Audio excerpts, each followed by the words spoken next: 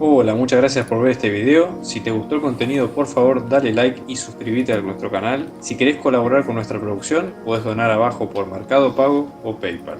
Este canal se sostiene gracias a las donaciones que nos dan gente como ustedes. Muchos éxitos en la cursada y muy buenas vibras desde acá.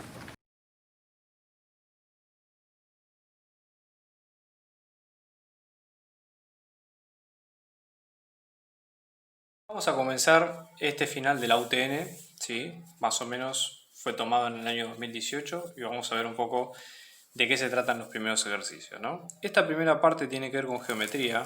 Como ustedes ven acá, vamos a tener una figura donde vamos a dibujarla.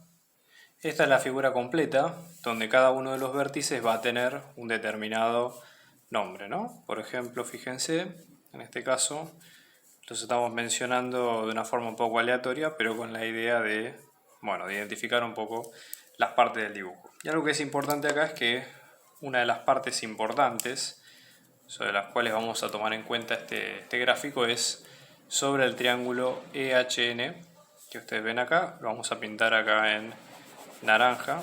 Por suerte este es un color bastante suave, así que no vamos a tener problema, digamos, a la hora de identificarlo o de que se mezcle con el resto de las partes, ¿no? Este es un problema típico de lo que ustedes pueden llegar a encontrar en este tipo de exámenes de ingreso, ¿no? Fíjense, vamos a ver qué datos nos dan con respecto a esto y cómo podemos usar lo que sabemos de trigonometría y de geometría como para resolverlo sin problema. Entonces fíjense lo siguiente, ¿no? Como datos vamos a tener que el lado ED, en este caso vale 96 centímetros. Vamos a tener que el lado CF vale 24 centímetros y el perímetro del cuadrado es de 184 centímetros, ¿no? En este caso A, B, C, D. En este caso estamos hablando de un cuadrado, esto es un dato no menor. Y en este caso el perímetro de este mismo nos va a quedar como 184 centímetros lineales. ¿Ok? ¿Cuál es la idea de lo que nos preguntan en este ejercicio? Bueno, lo que nos piden es, por ejemplo, la medida de los triángulos interiores del triángulo BHF. ¿Quién es el triángulo BHF, no? Bueno, en este caso es sencillo si obviamente tomamos en cuenta los vértices y los nombres que tiene cada uno de los vértices en particular. ¿Ok? BHF, que es este, ¿no? Entonces, los ángulos interiores, estamos hablando, por ejemplo, de este ángulo. ¿Ok? Vamos a llamarle, supongamos, ángulo 1, al ángulo F, que sería el ángulo 2, y luego el ángulo DH, que sería el ángulo 3. ¿Sí? En este caso, solamente nos van a pedir el ángulo 1 y el ángulo 2. Se puede pensar así también o se puede, por ejemplo, hablar de esta manera. Depende de cómo ustedes lo vean. Ángulo en B y ángulo en F, ¿no? Ángulo en B que sería el alfa 1 y ángulo en F que sería el ángulo alfa 2. Estos son diferencias de nomenclatura, depende cómo a ustedes les sea más cómodo hablarlo, ¿no? En general a veces la primera escritura es más sencilla porque uno identifica fácil, rápido, dónde está el punto en cuestión. Si ustedes quieren usar más letras no hay problema, ¿está bien? Una vez hecho esto, que es la primera pregunta, ¿cuánto miden estos dos ángulos? Básicamente la segunda pregunta que pide el problema es el perímetro del triángulo sombreado HEN, que es el de perímetro del triángulo naranja, ¿no? Entonces en este caso vamos a tener perímetro, ¿sí?, del triángulo HEN.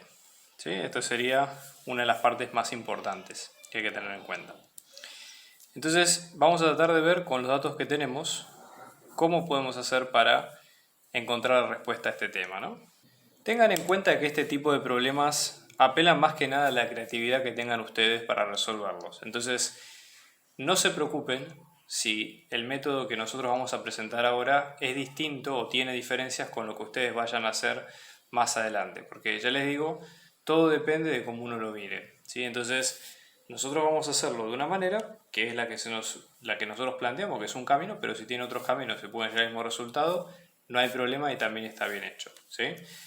Vamos a tratar de hacer un poco de asociación libre y de ver cuáles son los distintos caminos para llegar tanto al perímetro, que es lo que nos interesa, como a los ángulos, ¿no? Esto sería la primera y la segunda pregunta. Por ejemplo, para el caso del perímetro, ¿qué es lo que nosotros sabemos? Si es un cuadrado, básicamente lo que nosotros vamos a tener es que todos los lados son iguales, ¿sí? Estamos hablando de un lado, vamos a llamar por ejemplo el lado AB, ¿sí? Es igual al lado AD, que es igual al DC, y este es igual al BC. Son todos iguales porque es un cuadrado, ¿ok? Entonces, 4 veces la longitud de cualquiera de esos lados, vamos a ponerle un nombre genérico L, por ejemplo, 4 veces por ese lado L nos da el perímetro que nosotros tenemos como dato, que son estos 184 centímetros. ¿Está bien? Por lo tanto, esto es importante porque se puede despejar cuál es la longitud de cada uno de esos lados simplemente, fíjense, simplemente dividimos ambos lados de la ecuación por 4, vamos a tener el resultado de ese lado L. En centímetros, ¿no? 46 centímetros. Aclaración importante, más allá de que acá estamos estamos trabajando siempre en centímetros y es poco probable que tengamos que hacer un cambio de unidades, siempre por costumbre, acostúmbrense a poner las unidades que corresponden en cada lado para que el ejercicio sea más prolijo y más potente, ¿sí? Y esté mejor hecho para quien lo va a corregir. Entonces, por lo menos ya tenemos este dato, ¿no? Vamos a poner esto como ecuación 1. ¿Qué otra cosa sabemos nosotros? Supongamos que nosotros pensamos en términos de la tangente del ángulo F, ¿sí? Nosotros decíamos, bueno, ¿el ángulo F tiene algún ángulo rectángulo que esté asociado al mismo? Como para empezar a pensar en términos de tangente, coseno, seno, que son funciones un poco más potentes. Por un lado, fíjense, si nosotros tomamos el triángulo ABF, ¿sí? Que serían, fíjense, comenzando desde el A hasta el B, hasta el F, este es un triángulo rectángulo por el hecho de que en B completo, ¿sí? Tenemos un ángulo recto. Y la ventaja que tenemos ahí es que conocemos un lado del mismo, ¿sí? O sea, conocemos cuánto mide el lado AB, que es uno de estos L, lado del cuadrado que acabamos de despejar. Igual ahí hay una ventaja, ¿está bien? ¿Qué otra cosa sabemos nosotros? Por otro lado, el lado BF, ¿sí? Una ventaja que nosotros tenemos es que vamos a tener, por ejemplo, BC, que sigue siendo otro lado del cuadrado, con lo cual vuelve a valer L, ¿sí? Más CF, que es un dato que nosotros tenemos dado por la teoría, con lo cual tenemos la posibilidad de saber estos dos lados del triángulo, es decir, el lado AB y el lado BF del triángulo, nosotros lo conocemos. ¿Y eso qué quiere decir? Que si nosotros quisiéramos en primer lugar despejar el ángulo F, podemos hacerlo porque considerando ese triángulo rectángulo conocemos el cateto opuesto y el adyacente, ¿ok? Entonces, siempre para que esto sea más claro, por más que sea más trabajo, dibujen pequeños esbozos, pequeños croquis de las figuras que ustedes vayan a sacar y pónganle los rótulos que corresponden para que deje de estar concentrado todo en el mismo lado y que sea más claro a la hora de explicarlo. Entonces, por ejemplo, tomando en cuenta esto, ¿qué es lo que nosotros sabemos? Fíjense, este es el ángulo alfa 1, que es el que nosotros queremos sacar, o el ángulo F, ¿no? En B tenemos un ángulo rectángulo, un ángulo de 90, ¿sí? Vamos a tener que AB y BC son lados del cuadrado, con lo cual ambos miden lo que acabamos de despejar nosotros, que en este caso son 46 centímetros, ¿no? Entonces vamos a poner acá 46 centímetros y de este lado lo mismo.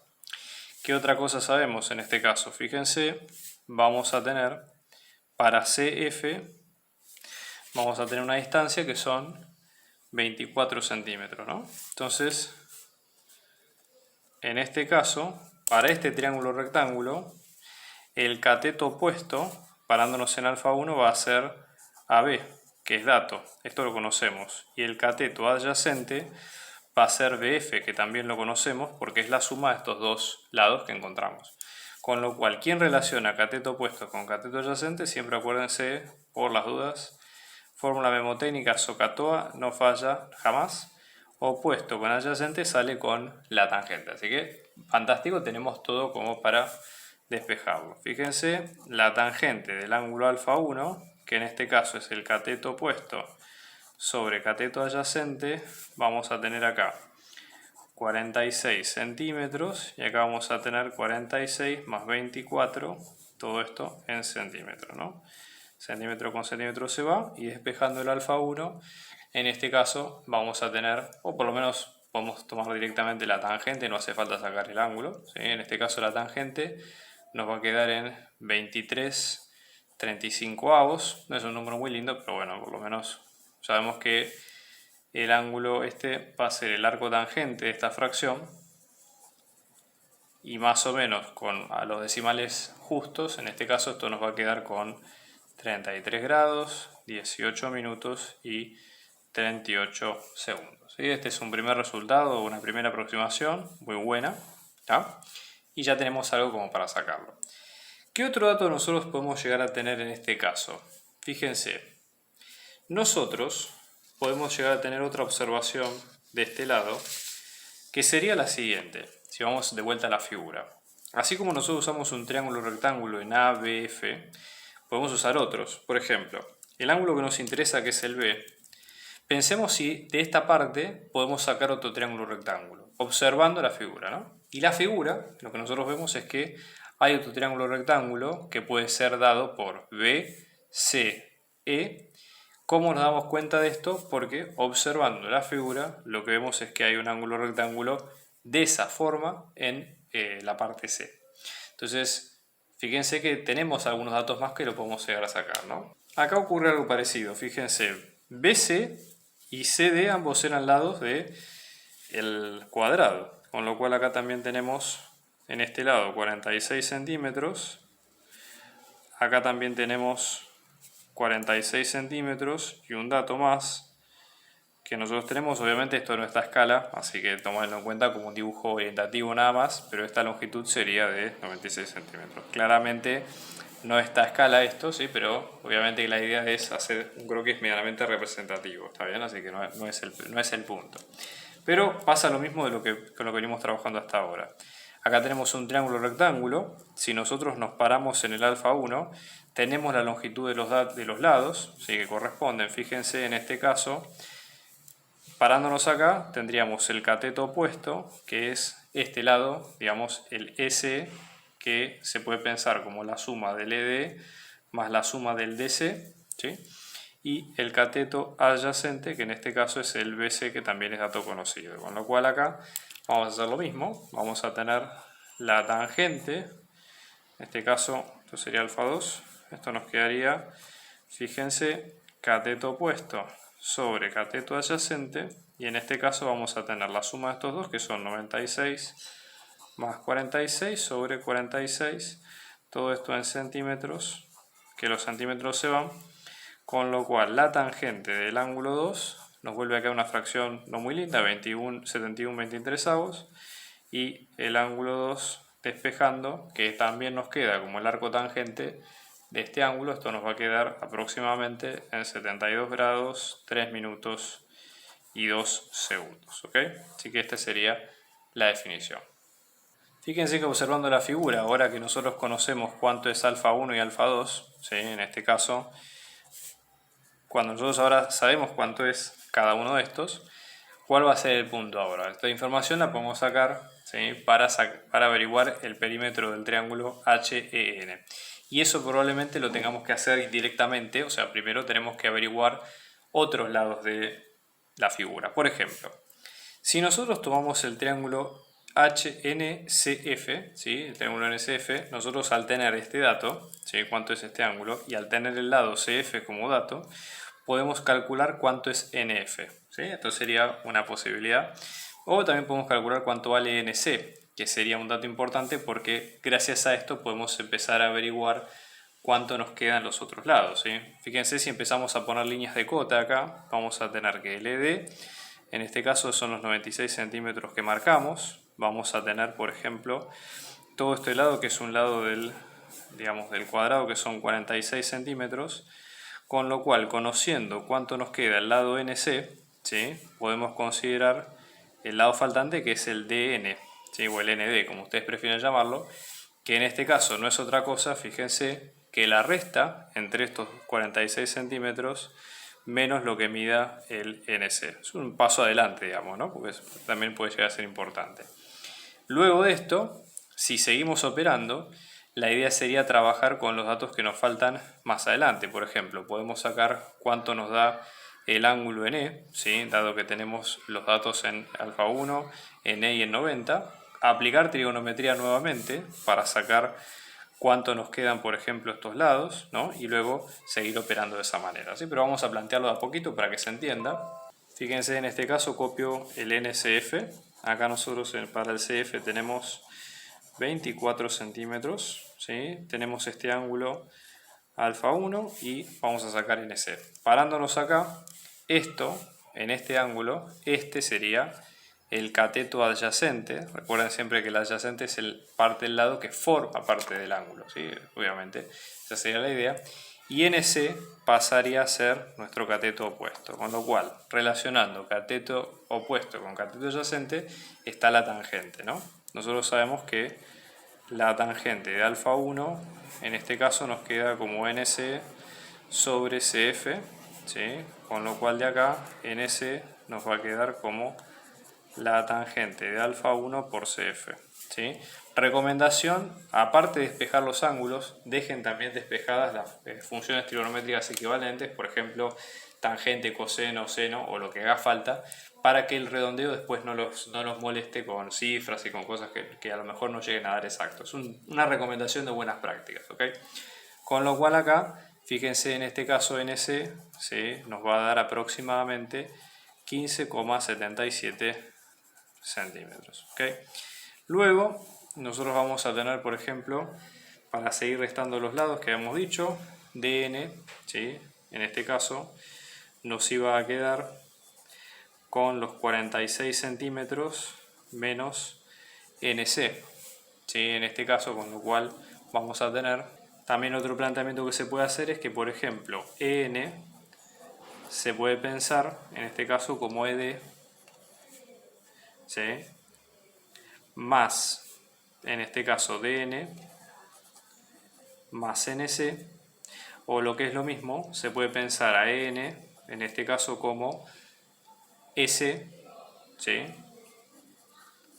Menos NC, que es lo que nosotros despejamos recién acá, ¿sí? Con lo cual acá nosotros vamos a tener que EN nos va a quedar en 126,23 centímetros. ¿Está bien?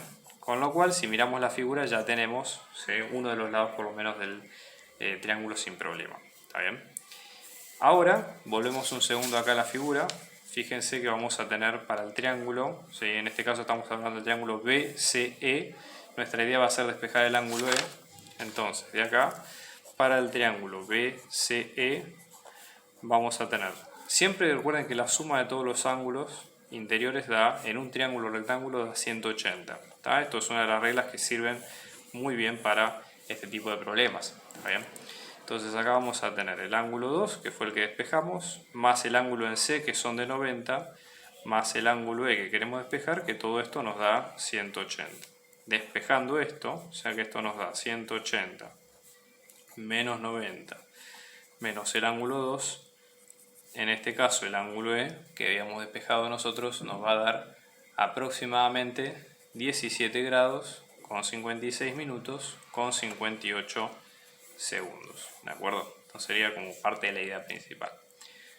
Otra cosa que nosotros podemos llegar a sacar en este caso es lo siguiente. Fíjense, vamos a observar nuevamente la figura. Fíjense que al sacar este ángulo podemos también sacar este otro, ¿sí? ¿Qué otra información tenemos? Acá tenemos el triángulo BHF, ¿sí?, que es el que ustedes ven acá. Nosotros conocemos, yo acá le puse alfa 2, alfa 1 y alfa 3. Conociendo este ángulo, se puede conocer también el otro, llamémosle alfa 4, que es un ángulo interno, porque fíjense que este ángulo es de 180, la suma es un ángulo llano, y aplicando también que la sumatoria de todos los ángulos de 180 podemos complementarlo sin problemas. Entonces, vamos a poner en este caso que BHF para este triángulo se cumple igual que el anterior, que la suma de los ángulos nos va a quedar en 180, y acá lo que vamos a tener básicamente es lo mismo, ¿sí? Vamos a tener alfa 3 más alfa 2 más alfa 1, que es igual a 180. Alfa 2 y alfa 1 fueron los que despejamos al principio, y acá de alfa 3 lo que vamos a tener van a ser 105, en este caso vamos a tener 105 grados con 21 minutos con 40 segundos, ¿no? Entonces sería la idea principal. Acá una pequeña corrección, este es el ángulo alfa 4 que sale del otro lado. ¿Sí? En este caso de esta suma, nosotros lo que vamos a tener es que alfa 3 nos queda como 180, ¿sí?, menos alfa 2 menos alfa 1, y fíjense que si alfa 3 más alfa 4 nos van a dar 180, alfa 4 nos va a quedar como 180 grados menos alfa 3, que esto es 180 menos 180, ¿sí? Más alfa 2 más alfa 1, con lo cual de ahí sale el detalle, digamos que alfa 4 da lo que da. ¿Okay?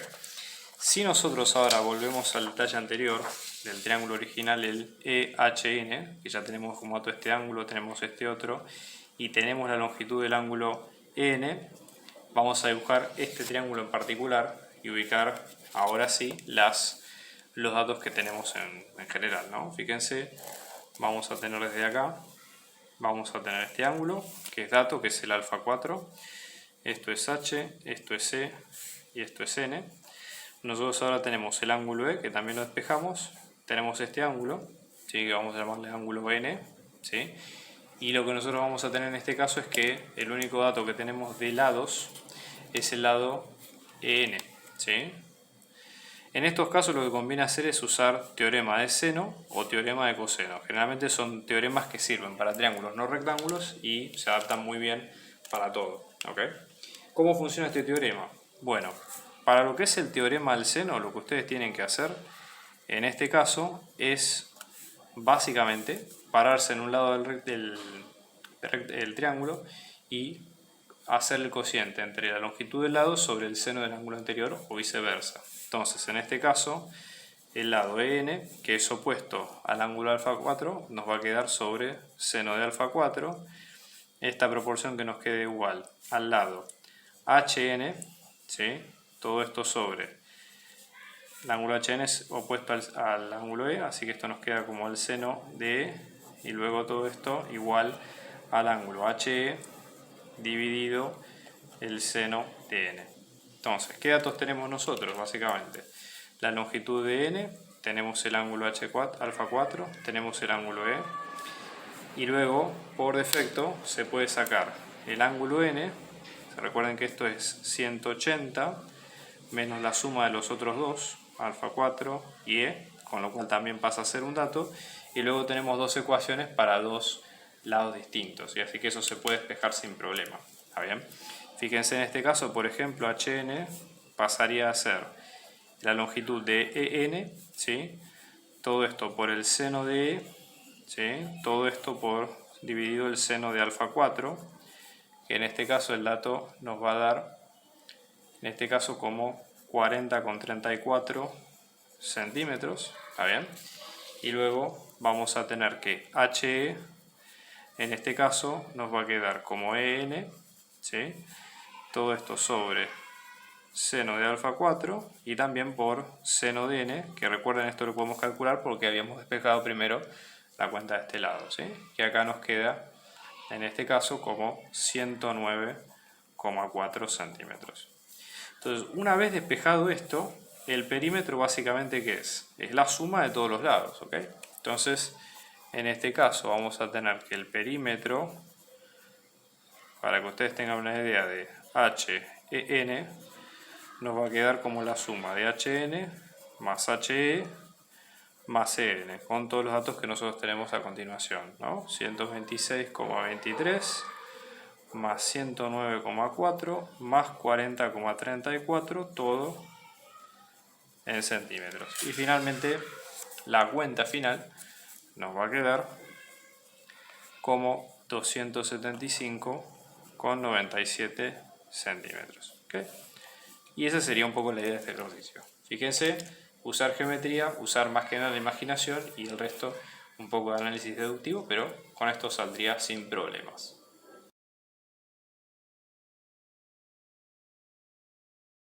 Vamos a ver este caso, que es de cómo despejar ecuaciones trigonométricas. Un ejemplo muy sencillo, pero muy potente de cómo se trabaja en este tipo de ecuaciones. Fíjense, el primer ejemplo es tomar la ecuación 2 veces el seno de un ángulo, ¿sí? En este caso la variable la vamos a tomar como x, menos la cosecante de ese mismo ángulo, que todo esto nos dé 1. Entonces la idea es resolver esta ecuación, es decir, cuáles son los valores de esa variable x que pueden ser buenas soluciones de esta ecuación en particular, ¿no? obviamente con una restricción, es decir, que la variable tiene que estar comprendida entre 0 y 2pi. ¿Está bien? Esa es la condición, digamos, de las infinitas soluciones que puede tener este problema, básicamente cuáles pueden estar incluidas en ese intervalo, ¿no? Entonces, ¿qué es lo que vamos a tener en cuenta nosotros? ¿Qué tenemos que prestar atención acá? Una idea sería tratar de usar, en la medida de lo posible, la mayor cantidad de identidades trigonométricas posibles, ¿ok? Como para tratar de ir reemplazándolas en la ecuación y ver qué se puede aplicar. Entonces, depende de esto cómo ustedes lo quieren hacer. La hoja de trabajo la pueden trabajar de maneras distintas, pero en general en este tipo de ecuaciones a veces conviene tener como un borrador de cuentas auxiliares al lado, donde de alguna forma nosotros lo que sacamos va a ser qué identidades aplicamos y después acá la parte auxiliar y en el medio el desarrollo central teórico que tiene el problema. ¿Okay? En este caso, ¿qué es lo que nosotros sabemos? Por ejemplo, nosotros sabemos que en este sentido, si nos ponemos a trabajarlo de esta forma, ¿qué es la cosecante de un ángulo? La cosecante de un ángulo es 1 sobre el seno del ángulo. Esto tiene que ver con las funciones trigonométricas recíprocas, no las inversas. Las inversas tienen que ver con arco tangente, arco coseno, justamente se llaman de ese estilo, y las recíprocas es cuando cambiamos la fracción, ¿no? Entonces, aplicándolo de este lado, vamos a tener que esto nos queda como 2 veces el seno de x menos 1 sobre el seno de x, y todo esto nos va a quedar igual que 1.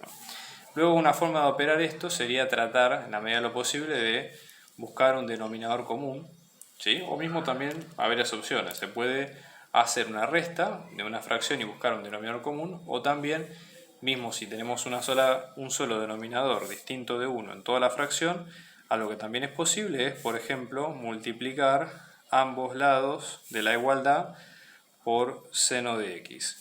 ¿Con qué objetivo? Bueno, fíjense, si hacemos la distributiva, nosotros vamos a tener en la primera parte, tenemos por ejemplo 2 por el seno cuadrado de x, porque es seno por seno. Pero acá está lo importante, cuando hacemos la segunda distributiva con el denominador que es seno distinto de 1, seno de x por 1 sobre seno de x, cancelamos los senos y nos queda un 1 acá. Y esta parte nos queda como seno de x. ¿Ok? Luego lo que se puede hacer como otro paso adicional es, fíjense, en este caso esta ecuación así planteada tiene, digamos, algunas dificultades porque no es fácilmente despejable. Lo que hay que hacer acá es pensarla de una forma poco tradicional, ver si se parece a algún estilo de función que nosotros conozcamos. En este caso, la que tiene más sentido, que se asemeja a esta función, sería la función cuadrática. Porque básicamente tenemos un término con cuadrado, que es el seno cuadrado, un término lineal, que es el seno, y un término constante sin variables, que es el 1, ¿no? Entonces, restemos seno de x a ambos lados de la igualdad, ¿sí? Y en este caso esto nos va a quedar como, fíjense, 2 veces el seno cuadrado de x menos seno de x, ¿sí? Menos 1, que esto es igual a 0. Entonces fíjense que esta ecuación, esta parte, nosotros podemos pensar que es similar a buscar raíces de una función cuadrática. ¿A qué me refiero con esto? Una función cuadrática es una expresión de este estilo: a por x al cuadrado más b por x más c igual a 0. Es decir, es una función que tiene básicamente un término con cuadrado, un término lineal y un término constante. ¿Está bien? Entonces esa sería la idea. Entonces en este caso, ¿sí?, vamos a hacer una sustitución para que eso se entienda mejor. Fíjense, supongamos que la sustitución en general podemos ponerle cualquier nombre, pero en general se le llama z, ¿sí? Y acá vamos a poner que z es igual a seno de x, ¿sí? Esto, ya les digo, es provisorio para resolver la ecuación. Entonces venimos acá, si reemplazamos vamos a tener, por ejemplo, en este lado 2 veces por z al cuadrado, de este lado vamos a tener menos z y de este lado vamos a tener un 1, y esto es igual a 0. ¿Está bien? O sea que esa sería un poco la idea. Cuando nosotros tenemos este estilo de raíces cuadráticas, lo que se hace es la resolvente, es decir, nosotros tenemos dos raíces, raíz 1 y raíz 2, que son valores de z, ¿no? Pero para que se entienda, o en este caso de x. donde la cuenta es la resolvente, ¿no? Menos b más menos b al cuadrado menos 4 por a por c, todo esto en raíz cuadrada y luego todo esto dividido 2 veces a. Eso sería, si ustedes no tienen una calculadora que lo haga automáticamente, lo pueden hacer a través de esta ecuación sin problema. ¿Bien? Entonces, en este caso, mirando esta ecuación, por ejemplo, vamos a tener, fíjense, en este caso el término que acompaña al z cuadrado, que es a, el término que acompaña a z, ojo que también tiene que ver con el signo, que en este caso es b, que en este caso es un menos 1, y también en c, que es el término independiente, que también en este caso es un menos 1. Entonces, la cuenta, en definitiva, las dos raíces, los dos z, z1, z2, nos van a quedar como menos 1, que es el b, ¿no? Más menos la raíz de menos 1 al cuadrado menos 4 por 2 por menos 1, todo esto sobre 2 por 2. ¿Está bien? Con lo cual lo que ustedes van a llegar es a dos resultados. Fíjense, z1, que es la que tiene el más, en este caso nos queda como menos 1/2, y luego vamos a tener z2, que en este caso es la que tiene el más o el menos, que en este caso nos queda como un 1. ¿Sí? Entonces ahora la idea es tratar de despejar estos valores. Fíjense que en este caso nosotros tenemos las dos partes que son menos 1/2 y 1. Recuerden que esto salía de la sustitución que habíamos hecho nosotros, donde habíamos dicho que z nos quedaba como seno de x. ¿Está bien? Con lo cual de acá vamos a abrir dos variables, o sea, vamos a tener seno de x1, ¿sí? Que sería menos 1/2. ¿Sí? Acá en este caso seno son todas las respuestas de seno que valgan, cuyo seno valga 1/2, pero que estén en el intervalo entre 0 y 2pi. ¿Está bien? Y lo mismo para el caso de x2. ¿Sí? Vamos a tener seno de x2, que en este caso nos queda como 1. ¿Está bien? Eso para tenerlo en cuenta. Entonces, ¿qué es lo que tenemos que tener nosotros en cuenta, ¿sí? Al momento de hacer las cuentas con seno? ¿Sí? Hay varios temas con despejar ecuaciones trigonométricas, eso nosotros ya lo hemos visto en otros videos, pero vamos a refrescar lo que necesitamos acá. Fíjense nosotros lo siguiente, si nosotros tenemos una ecuación, por ejemplo, de seno de un número, ¿sí? Seno de x, mejor dicho, que nos va a dar un determinado número, para despejar el x tenemos dos caminos. El primero es directamente aplicar la función trigonométrica inversa, así como está con la calculadora. ¿Sí? O sea, arco seno, que esto sale haciendo en la calculadora shift seno y lo que aparezca en la calculadora. Y listo, eso es más sencillo. La otra parte es pensar que el x2 nos va a quedar como menos arco seno de menos el número, ¿sí? Pero acá es importante lo siguiente, para las infinitas respuestas que tiene esto, acá esto hay que sumarle algo un término que se llama, o en este caso se representa como 2k por pi, y lo mismo de este lado, ¿no? 2k por pi, donde cada caso, k, para que ustedes entiendan, k es un número entero, y básicamente quiere decir este término la cantidad de vueltas enteras alrededor del ángulo. O sea, ¿por qué es importante esto? Porque nosotros, parándonos en ángulos que están separados 2pi, que sería una vuelta completa, lo que vamos a tener básicamente son, o nos paramos dentro del mismo ángulo que teníamos al principio. Acá hacemos una pequeña corrección, esto nos queda como pi menos, para el segundo valor, arco seno del ángulo positivo, ¿sí? Más que nada para que se entienda la idea. Y bueno, básicamente de los valores que nosotros saquemos, tenemos que fijarnos cuáles están en el intervalo entre 0 y 2pi. Así que lo que conviene hacer es trazar una recta, ¿no? Básicamente de los números reales, y identificar los puntos que corresponden. O sea, nosotros vamos a tener acá 0, pi sobre 2, pi. Estos son los más representativos, ¿no? O sea, no necesariamente tienen que estar incluidos acá los números. Y vamos a ir sacando para x1 y x2 los valores. Entonces fíjense, vamos a tener la primera parte, para x1, vamos a tener x1, seno de x1 es menos 1/2, así que x1 lo vamos a tener en cuenta como arco seno de menos 1/2. Yo lo que diría es pasarlo a radianes, así que vamos a poner arco seno de menos 1/2 nos da menos 30, que es menos pi sobre 6, en este caso. Y acá obviamente le ponemos más 2k pi, ¿sí? Porque básicamente es según las vueltas enteras que tengamos de los números, ¿no? Y acá para x1 también vamos a llamarle x1', que es lo mismo, pero pi menos arcoseno de menos 1/2, que en este caso es pi menos pi sobre 6. Y acá lo que vamos a tener es pi más pi sobre 6, que son 7/6 de pi. Como ustedes ven acá, x1' ya está incluido entre 0 y 2pi. Eso nos damos cuenta porque fíjense que 7/6 es una fracción, digamos que está entre 1 y 2, así que entre 0 y 2, así que no hay problema. ¿Está bien? Ahí no hay que hacer la cuenta. En el caso de menos pi sobre 6, lo que hay que hacer es lo siguiente, es decir, esto puede ser un cálculo extra, pero por ejemplo, nosotros sabemos que x1 tiene que estar entre 0 y 2pi, ¿no? Entonces hacemos la cuenta, vamos a encontrar cuál es el k entero que nos permita encontrar ese valor. Entonces decimos 0 es menor o igual a menos pi sobre 6, ¿sí? Más 2k pi menor a 2pi. La idea acá de esta ecuación es despejar cuál es k, que es la cantidad de vueltas enteras que tenemos que dar, ¿sí? Para llegar a ese punto. ¿Qué vamos a hacer entonces? Por ejemplo, un primer paso es sumar pi sobre 6 en ambos lados, los tres lados, digamos, de la desigualdad. Fíjense, en este caso, lo que vamos a tener nosotros es lo siguiente.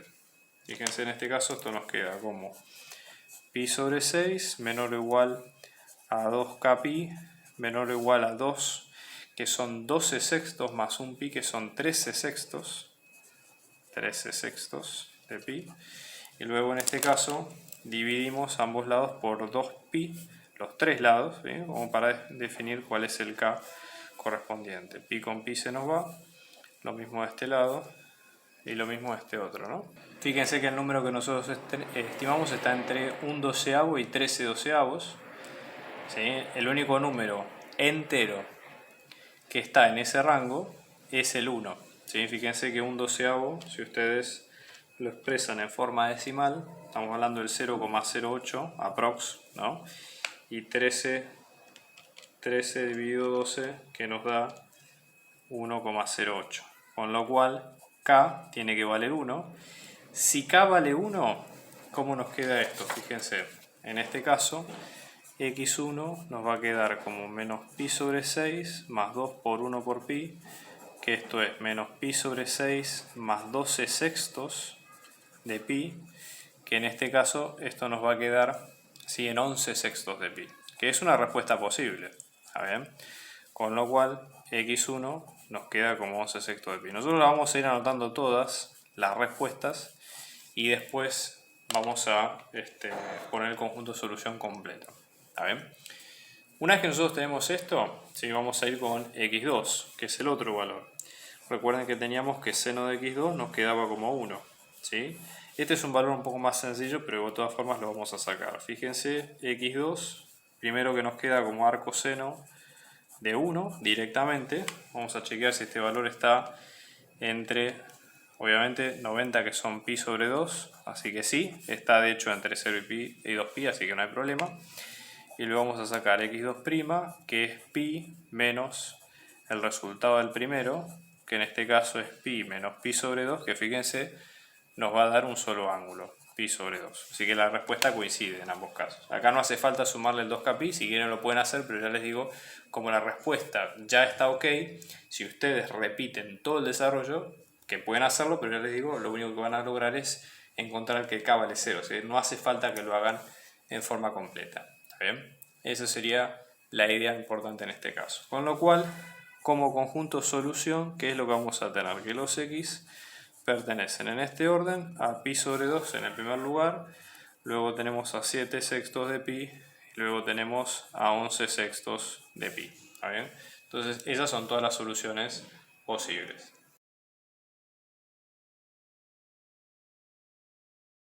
Vamos a ver el siguiente problema, que es bastante interesante en términos de las ecuaciones que podemos sacar. Fíjense lo que dice el enunciado, ¿no? Por un lado decimos que dos lechones juntos pesan 28 kilos y que nosotros tenemos dos tipos de lechones, ¿no? El más pequeño y el más grande. Y que el pequeño cuesta, digamos, 12 pesos más que el grande. ¿Está bien? Y básicamente lo que nosotros vemos es que, por ejemplo, en este caso, un cliente va a llevar el pequeño por 1.139,8 pesos y va a haber otra señora que va a pagar 2.514,6 pesos por el más grande. Entonces la idea acá es cuánto pesa cada uno de los dos lechones, ¿sí? Y la idea es cuál es el precio por kilo de cada lechón. Acá lo importante es que cuando decimos que el pequeño cuesta 12 pesos más que el grande, lo que estamos hablando es el peso por kilo, no por la totalidad del lechón. Eso es importante para entender el enunciado del problema. ¿Ok? Entonces, vamos a referirnos un poco, si averiguamos cómo nos queda.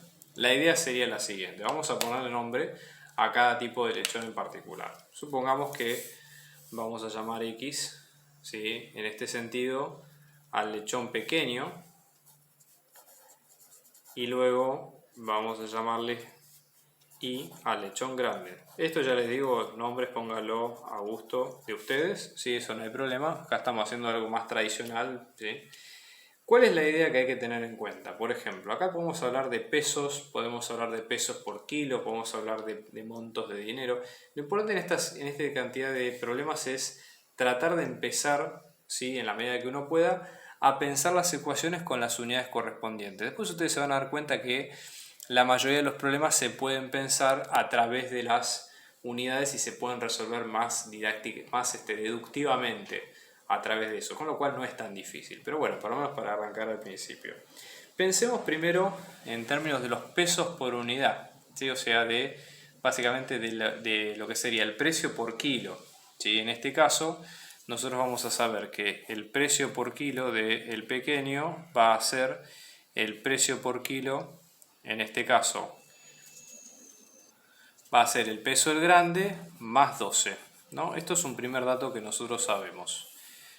Y ahora esto podemos pensarlo como una primera ecuación, ¿no? En este caso es peso por kilo, ¿sí? Entonces P, en este caso estamos hablando de, por ejemplo, si estos son pesos, estos en unidades son pesos por kilo de animal, digamos, de alguna forma, ¿sí? Si hablamos en X en pequeño o grande, acá estamos hablando de los kilos que es de cada lechón, ¿ok? Entonces, supongamos, nosotros vamos a tener una unidad del lechón más grande por X, que en este caso son pesos por kilo, en este caso son kilos por unidad, ¿está bien? Vamos a poner acá las unidades, kilos por unidad, ¿sí? Más una unidad del pequeño, perdón, este es el pequeño por el grande, que en este caso vamos a tener también en kilos por unidad, todo esto por I, ¿sí? Y esta suma nos va a quedar en justamente 26 kilos. ¿Está bien? Entonces, nosotros sumamos los kilos de un lechón del grande más uno del pequeño y tenemos 26. Si lo ponemos en forma de ecuación para que sea más sencilla, X más Y nos queda como 26. Pero para que ustedes entiendan la parte de las unidades, que no es menor en este tipo de problemas. ¿Ok? Una vez que tenemos esto, ¿qué vamos a ver nosotros? Fíjense, a nosotros nos dicen que el precio total de los lechones va a ser básicamente, nos dan los datos, ¿no? Cuánto es de cada uno. Entonces, por ejemplo, si nosotros quisiéramos pensar en términos de este caso, por ejemplo, que estamos hablando de kilos, ¿no? Fíjense si vamos a la ecuación 1 para expresarla de una forma distinta. En este caso estamos hablando de pesos por kilo, ¿sí? Que tenemos de la cantidad de X. Esto nos va a quedar los pesos por kilo de la cantidad de Y más 12, que son en pesos por kilo también, ¿no? O sea, esto estamos hablando de todas las unidades. Si esto lo reescribimos, ¿qué vamos a tener? El peso por kilo en X menos el peso por kilo en Y, todo esto en pesos por kilo, ¿sí? Que todo esto nos van a quedar exactamente los 12 pesos por kilo que tiene el animal. ¿Dónde podemos sacar esta información? Bueno, nosotros sabemos, por ejemplo, que el peso total del animal, vamos a llamarlo así con P mayúscula, de por ejemplo el pequeño, nos va a dar, por ejemplo, en lo que pagó el señor, que fueron 1139,8 pesos. ¿Está bien? Y en este caso, nosotros lo que vamos a tener, por ejemplo, para el peso en I, van a ser, en este caso, 2.514,6 pesos. ¿Sí? Entonces, pero en este caso estamos hablando de pesos por unidad. Porque fíjense que acá lo que nos dice el problema no es cuántos kilos se llevó de tal persona, sino que se llevaron el lechón completo. ¿Está bien? Entonces, por ejemplo, en este caso vamos a tener, fíjense, este precio van a ser 1.139,8 pesos por unidad, dividido ¿qué? Dividido la cantidad de kilos que se hayan llevado del primer lechón, que en este caso estamos hablando de X, que esto estamos hablando de kilos, ¿sí?, por unidad. Fíjense las unidades, ¿no? Unidad con unidad se va y esto nos queda en pesos por kilo. ¿Está bien? Si vamos a lo de I, que la señora se llevó uno por este monto, tenemos 2.514,6 pesos por unidad, pero la señora se llevó uno que estaba en I, que acá nosotros tenemos en kilo, todo esto por unidad, con lo cual nos queda también en pesos por kilo. Y todo esto acá vamos a tener nuevamente 12 pesos por kilo, con lo cual la ecuación es limpio, ¿sí? Yo puse las unidades como para que se entienda el planteo, que esto no es menor. Tenemos 1139,8 sobre X menos 2514,6 sobre Y, que esto nos queda como 12. ¿Sí? Esta sería, por ejemplo, la ecuación 3. ¿Está bien? Nosotros tenemos dos ecuaciones, ¿sí?, con dos incógnitas, que eso es lo que queremos tratar de sacar. Fíjense, tenemos la ecuación 2 y tenemos la ecuación 3. ¿Tá? Y la idea es tratar de despejar cada una de las variables. Son dos ecuaciones con dos incógnitas, ¿no? Entonces vamos a tratar en la medida de lo posible de despejar cuánto tenemos para cada uno, ¿sí? La idea sería despejar primero las X y Y, que son los kilos por unidad, ¿sí?, que tenemos de cada lechón, y luego la idea es tratar de despejar con eso el precio. ¿Está bien? Entonces, por ejemplo, vamos a plantear el sistema de ecuaciones. Fíjense que acá tenemos las ecuaciones 2 y 3 y vamos a tratar de despejarlas de acuerdo con lo que vayamos sacando, ¿no? Entonces, por ejemplo, una opción sería de la ecuación 2 tratar de ir despejando Y, por ejemplo. En este caso Y nos va a quedar como 26 menos X. Supongamos que está la ecuación 4 y luego reemplazar esto en la ecuación 3. ¿No? Entonces esto nos quedaría, fíjense, en este caso como. Supongamos que nosotros multiplicamos ambos lados de la igualdad antes de pasar por 3 por un número común, ¿sí? Entonces supongamos que nosotros multiplicamos ambos lados de la igualdad, ¿sí?, en este caso por respectivamente por X y por Y. ¿Con qué idea? Justamente con la idea de que la ecuación nos quede sin denominador, para que sea más sencillo, ¿sí? no por otro motivo. Entonces, por ejemplo, en el primer término cancelamos la Y, esto nos va a quedar como 1139,8 por Y menos, y cancelamos la Y de este lado, en este caso serían 2514,6 por X, que esto es igual a 12 por X por Y. Como Y va a valer 26 menos X, vamos a reemplazarlo sucesivamente en los lados que corresponda. ¿Está bien? Entonces en este caso esto nos quedaría como 1139,8 por 26 menos X menos 2514,6 por X, que esto nos queda como 12 por X por 26 menos X, ¿no? Esa sería por lo menos una idea inicial. Luego la idea es tratar de despejar toda la ecuación. Entonces lo que cabe hacer acá es hacer todas las distributivas, ¿sí? Fíjense, tenemos la primera, la segunda, la primera y la segunda. Yo lo que voy a hacer es resumir un poco los pasos, porque ya les digo, esto es más trabajo, entre comillas, operativo. ¿También? O sea, la idea es tratar de ir más a la parte más conceptual del problema. La parte de cuentas es importante, pero obviamente que es más, entre comillas, trabajo sucio, que es importante, pero no es lo más importante del problema. ¿Sí? Lo más importante es lo conceptual. Entonces, acomodando esto, ¿qué es lo que va a ocurrir? Vamos a tener, fíjense, de acá un término con cuadrática y el resto van a quedar o términos lineales o términos con constantes. Y eso lo que da lugar es a una ecuación cuadrática, con lo cual nosotros lo que tenemos que hacer es despejar, ¿sí?, las incógnitas de esa ecuación cuadrática. Entonces fíjense, esto nos va a quedar básicamente como despejando, ¿sí? Vamos a poner acá una parte más abreviada. En este caso esto nos va a quedar como 12 por x al cuadrado menos 3966,4 por x más 634,8 y todo esto es igual a 0, ¿no? Lo ponemos obviamente todo en un solo lado de la igualdad. Esto, recuerden que se asemeja a este tipo de ecuaciones, a por x al cuadrado más b por x más c es igual a 0, donde nosotros vamos a tener, ¿sí?, que despejar las raíces de todos lados, ¿no? Menos b más menos la raíz de b cuadrado menos 4 por a por c sobre 2 por a, y hecha esta cuenta vemos cuánto nos da el resultado, ¿no?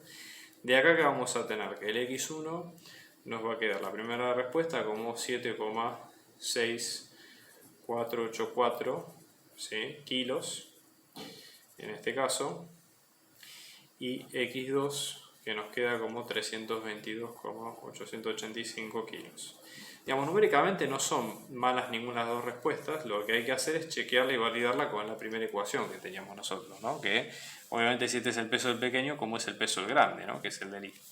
Lo que nosotros vemos es que con x1, fíjense si ustedes hacen la resta, x1 que es 26 menos 7 monedas, va a dar un valor de y1 positivo, lo cual ese resultado tiene sentido, ¿está bien? O sea, es posible aceptarlo sin problema.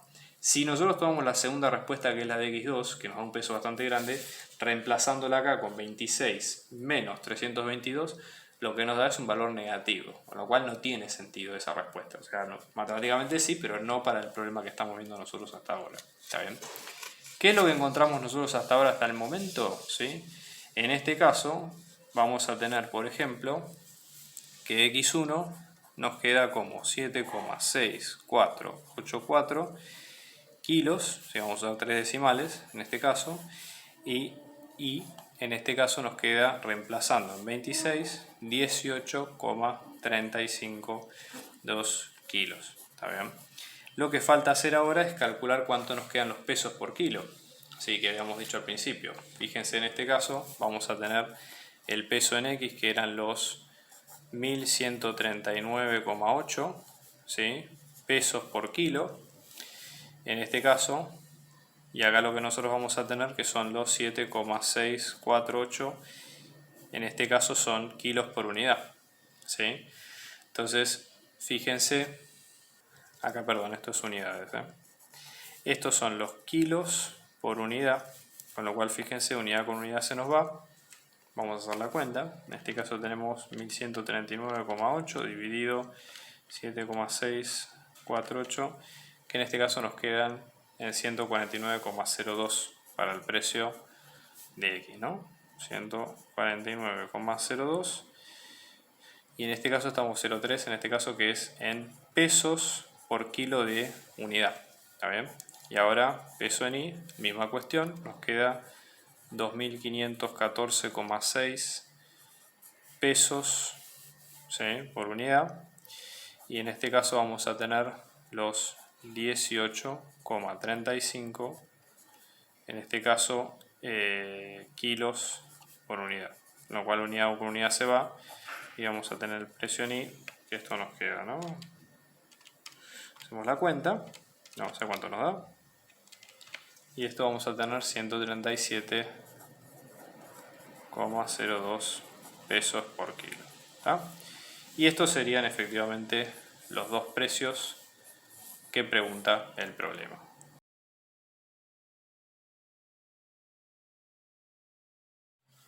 Bien, vamos a ver el siguiente caso. Es un poquito complejo en cómo está armado el ejercicio, pero no se preocupen porque no es imposible, la cuestión es sentarse y pensarlo con tranquilidad.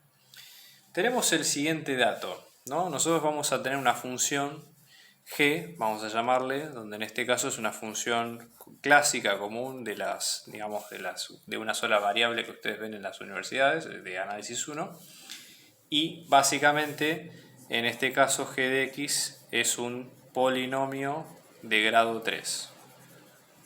En este caso, con lo cual nosotros sabemos que puede ser pensado de varias maneras, pero bueno, sabemos que como mucho, si tuviéramos que pensarlo de una forma desarrollada, tendríamos como mucho x al cubo, ¿sí? Que sería la idea. La gráfica de la función que nos da el problema es muy sencilla, ¿sí? No tiene que ser algo demasiado delicado, justamente porque la idea es qué hacemos con los pocos datos que tenemos construidos en base a esto, ¿no? Fíjense, acá nosotros lo que vamos a tener, esto sería, por ejemplo, acá tenemos el eje Y y este es el eje X, ¿no? Y vamos a tener una raíz en menos 2. Acá tenemos otro punto importante, una raíz en 0 y luego tenemos otra raíz en 2. ¿Está bien? Entonces la gráfica sería algo de este estilo, ¿no? Y sube en este sentido, ¿no? Entonces acá tenemos los tres valores de la misma. Con una salvedad, nosotros tenemos un punto máximo, ¿sí? O por lo menos un máximo local, que acá igualmente como este es curso de ingreso no hace falta que ustedes lo sepan todavía, pueden saberlo si hicieron algún curso de análisis 1, pero por cómo está orientado el ejercicio no es, digamos, lo que pregunta en este sentido, ¿no? Donde vamos a tener menos 1,2, que es la coordenada, y luego 768, que es el valor en Y. Claramente esto no está a escala, ¿no? Obviamente. Pero bueno, para que ustedes tengan una idea. Entonces, esos son los datos que nosotros sabemos por ahora de la gráfica. ¿Está bien? Entonces, ¿cuál es la idea importante en este caso? Bueno, nosotros tendríamos que, con esos datos, podríamos calcular una expresión de g de x sin problema, ¿no?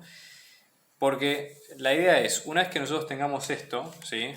Por otro lado, nos van a dar otra función f, que también es una función de una sola variable, con una fórmula conocida, f de x, que en este caso nos queda como 2x más 6, por ejemplo.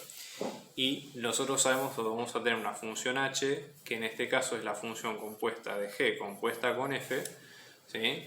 Y la idea es tratar de encontrar una expresión, o la idea de todo este ejercicio es encontrar la expresión completa de esta función. ¿Está bien? Eso sería un poco la idea. Entonces, después de esto hay que usar la información para otra cosa, pero vamos por partes. El primer paso que nosotros tendríamos que dar con esta información es encontrar justamente la estructura que tiene el polinomio de grado 3.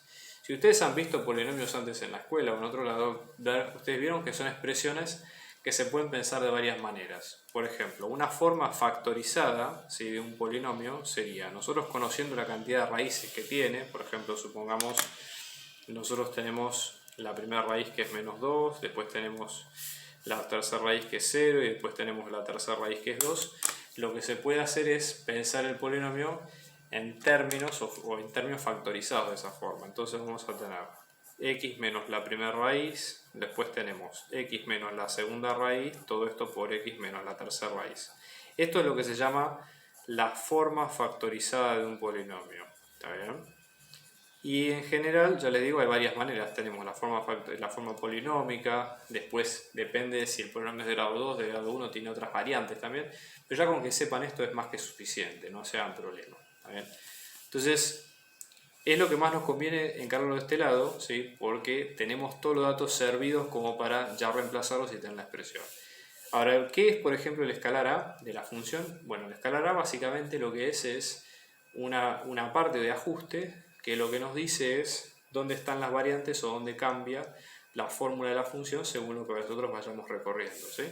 Entonces, dado que nosotros sabemos cuánto valen las raíces, lo primero que podemos hacer es reemplazar las expresiones, ¿no? Entonces, por ejemplo, g de x nos va a quedar como a por x menos menos 2, por que la segunda raíz es x menos 0 y luego por x menos 2. ¿Está bien? ¿Qué es lo que nosotros tendríamos en ese caso? Entonces, vamos a ir reemplazando. Fíjense en este caso g de x, que esto nos va a quedar como a por x más 2, todo esto por x menos 0 que es x y todo esto por x menos 2. ¿Está bien? Fíjense que cualquiera de estas expresiones cumple porque de hacer todo el desarrollo de esta función obtendríamos un polinomio de grado 3 y a la vez nosotros sabemos que se cumple que cualquiera de estos valores es una raíz porque reemplazándola en el término la función se anula, que es lo que nosotros estamos buscando. Ahora lo que falta es encontrar esta variable a, que ya les digo es, porque nosotros podemos tener infinitos polinomios de grado 3 que tengan esas raíces. Lo importante es que hay un dato más que hace que ese polinomio sea único. Y justamente ese dato más es ese punto, digamos, que parecía que no tenía ningún propósito, pero que sí estaba ahí y que nos daba la lógica. Entonces, por ejemplo, en este caso lo que se puede hacer es reemplazar, supongamos, reemplazo el punto que en este caso me queda como menos 1,2 y luego en 768. Fíjense que acá lo puse con punto y coma para separar ambas variables, la variable de x y la variable de y, ¿no? Entonces en este caso en g vamos a tener g, que es la imagen. Nosotros acá tenemos 768 y esto nos queda la variable a por menos 1,2 más 2, todo esto por menos 1,2, todo esto por menos 1,2 menos 2, ¿no? Entonces vamos a tener 768, todo esto es igual a a por menos 1,2 más 2, que es 0,8, todo esto por menos 1,2 y todo esto por menos 1,2 menos 2, que es menos 3,2. ¿Está bien? Con lo cual, si ahora hacemos la multiplicación de estos tres, fíjense, menos por menos nos va a dar más. Así que en este caso, todo esto nos va a dar 3,072. ¿Está bien? Entonces venimos acá, en este lado, esto nos va a quedar 768 es igual a a por 3,072, con lo cual despejando de acá, a nos queda como 768 sobre 3,072. ¿No? Vamos a hacer la cuenta, fíjense, dividido esto, vamos a tener que a nos queda como 250. Con lo cual, ahora, si volvemos a reescribir toda la cuenta, ¿no? Esto básicamente nos va a quedar como 250, todo esto por x menos menos 2, que es x más 2, todo esto por x y todo esto por x menos 2. Vamos a hacer las distributivas que corresponden para llegar a una expresión más limpia, ¿sí? Fíjense, en este caso g de x vamos a tener 250 por x más 2, acá se puede hacer la primera distributiva entre estas dos, x por x que nos quedaría x al cuadrado menos 2x, ¿no? Podemos hacer la siguiente distributiva, que es con el primer término. Entonces en este caso tendríamos x por x al cuadrado, que es x al cubo, x por menos 2x, que es menos 2x al cuadrado, 2 por x al cuadrado, que en este caso es más 2x al cuadrado, y 2 por menos 2, que es menos 4x. ¿Está bien? Con lo cual, en este caso, esto se nos va. Y finalmente, nosotros cuando hacemos el despeje, g de x, esto nos va a quedar como 250 por x al cubo menos 4 por todo esto, que es 1000. ¿Está bien? En este caso sería en 1000x. ¿Ok? Con lo cual esa sería la expresión completa. Fíjense que en este caso, ahora que tenemos g, ya estamos en condiciones de poder hallar h, que h de x en este caso nos queda como g compuesta con f. Otra forma de decir esto es g en función de f de x, ¿no? Entonces, acá lo que vamos a hacer es reemplazar cada una de estas por la expresión de x correctamente, de f, ¿no? Esto sería, una forma de hacer esto sencillo es, donde aparecen las letras originales de x, la reemplazamos por la función que corresponde o que se corresponde en cada caso. Entonces, lo que vamos a tener nosotros, por ejemplo, en este sentido sería 250 por la expresión completa de f de x al cubo menos 1000 por la expresión completa de f de x, ¿no? O sea que esto nos queda 250, todo esto por 2x más 6, todo esto al cubo, menos 1000, todo esto por 2x más 6. Básicamente lo que hay que hacer acá, después de esto, es hacer todo un desarrollo con las distributivas y demás, o sea que es un trabajo más que nada operativo, ¿sí? Yo voy a poner el resultado resumido como para que vayamos al grano, entre comillas, y esto nos quedaría en total como, fíjense, 2000 por x al cubo más 18.000 por x al cuadrado más 52.000 por x más 48.000. Esta sería la expresión cerrada y completa de toda la función. ¿Está bien? Una vez que nosotros tenemos esto, ¿qué es lo siguiente que nos pregunta el problema? Como digamos, duda de resolver, ¿no? La idea sería con estos datos, vamos a pensar en una nueva figura que es lo siguiente, ¿no? Supongamos, una vez que nosotros tenemos h de x, que es esta función, vamos a dejarla tal cual.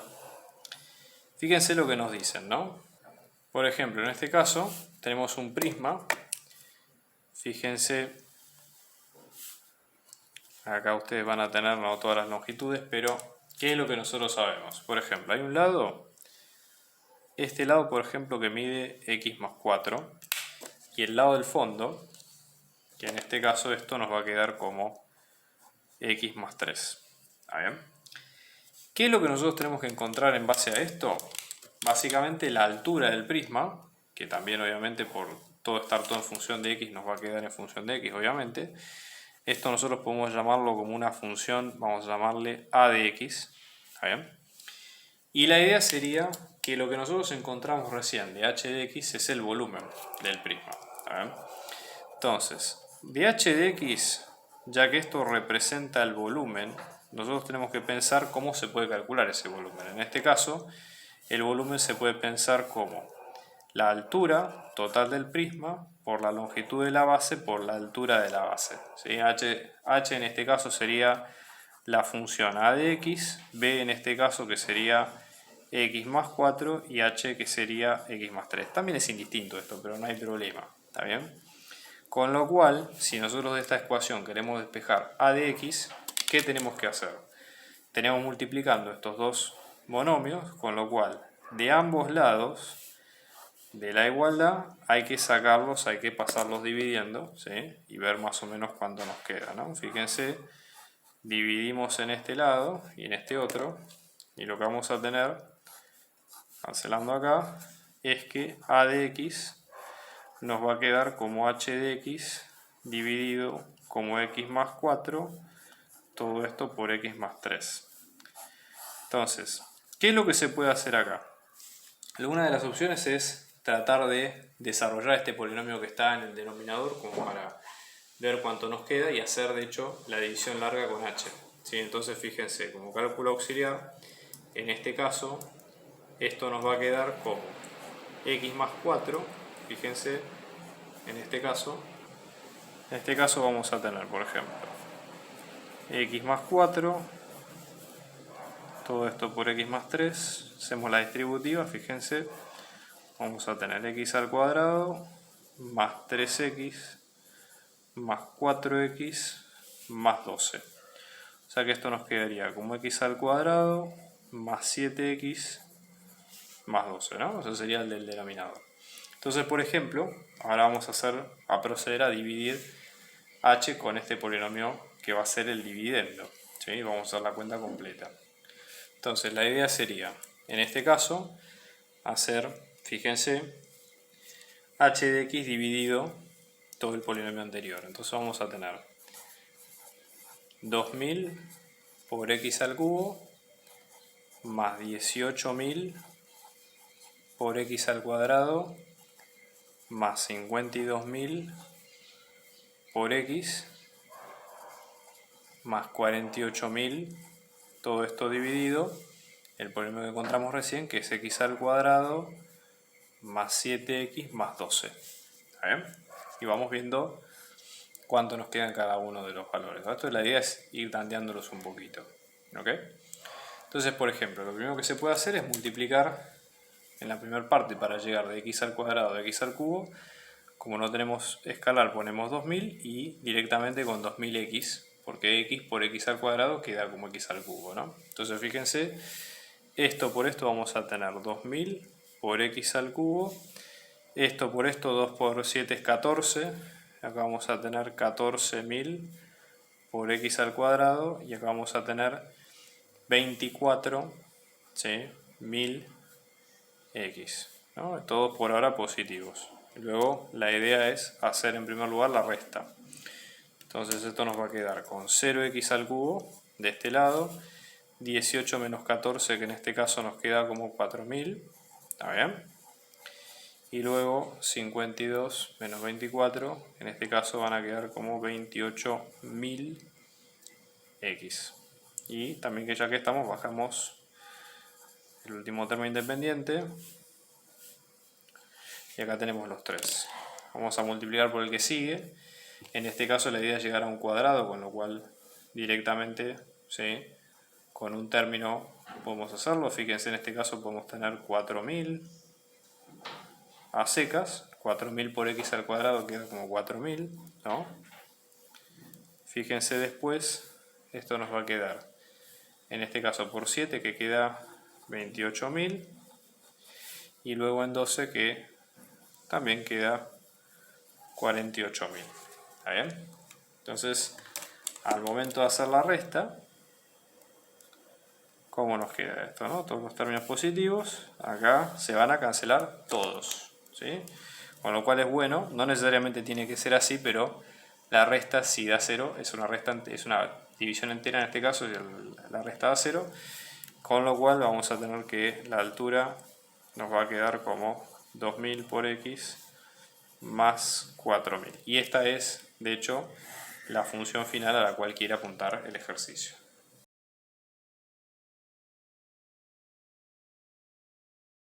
Vamos a ver este siguiente problema de geometría, que consta de lo siguiente, ¿no?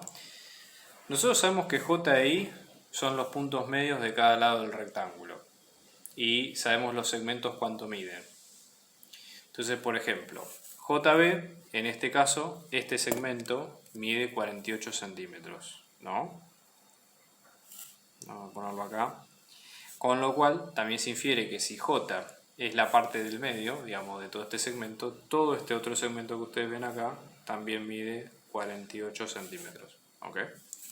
Y en el caso de BI también, ¿no? Vamos a tener que estos son 28 centímetros y obviamente desde I hasta A también son 28 centímetros. ¿Cuál es la idea central de este ejercicio? Bueno, la idea central va a ser tratar de medir la altura A del triángulo IJO, que es el que nosotros tenemos acá. ¿Cómo podemos recurrir a esto? Bueno, la idea va a ser tratar, en la medida de lo posible, de usando la trigonometría y lo que nosotros conocemos de cada parte, ver cómo se puede destacar sin problemas, ¿no? Entonces, por ejemplo, ¿qué lados se pueden conocer? Nosotros, por ejemplo, sabemos cuánto es JI, que es este lado que ustedes ven acá. ¿Por qué? Porque básicamente nosotros tenemos el triángulo JBI, que es un triángulo rectángulo, con lo cual se puede usar Pitágoras para despejar efectivamente el lado que corresponde, ¿no? Entonces, nosotros vamos a tener, por ejemplo, que el triángulo JBI, en este caso, este es un triángulo rectángulo, ¿ok? Con lo cual vamos a tener JI es la hipotenusa, JB y BI son los catetos. Entonces lo que vamos a tener en este caso es que JI, ¿sí?, que es la hipotenusa, nos va a quedar como JB al cuadrado más JI al cuadrado, todo esto en raíz cuadrada, todo esto en un medio. Entonces JI en este caso nos va a quedar como 48 al cuadrado más 28 al cuadrado raíz cuadrada, todo esto en centímetros. Recuerden, siempre pongan las unidades, por más de que sientan que no hagan falta, pero siempre es importante tener una buena práctica con esto de las unidades, ¿ok? Entonces JI en este caso nos va a quedar con 55,57 centímetros. ¿Está bien? Eso sería lo primero a tener en cuenta. ¿Qué otras cosas podemos sacar a partir de esto, no? Por ejemplo, en este caso nosotros podemos también sacar la longitud del OI.